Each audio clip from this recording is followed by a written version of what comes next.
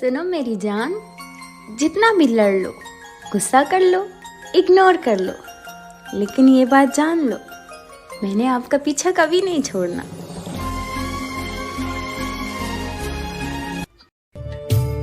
ओ तेनू साढ़े वर्गी नहीं चढ़नी। ओ साकी असा यार दी अख विचू पीती है। ओ हैलो, किन्ने मैसेज भेजे आ तेनू, पर तू WhatsApp ऑन नहीं करदा। मेरिया मिस कॉलां वेख के भी मैनू फोन नहीं करदा। आज तू मैनू दस ही दे, यही ड्रामा रहना ना तेरा। जिस दिन बंद कर ली हमने आंखें, कई आंखों से उस दिन आंसू बरसेंगे। जो कहते रहते हैं ना हम बहुत तंग करते हैं, वो हमारी एक शरारत को तरसेंगे। कुछ होश नहीं रहता, कुछ ध्यान नहीं रहता, इंसान मोहब्बत में इंसान नहीं रहता।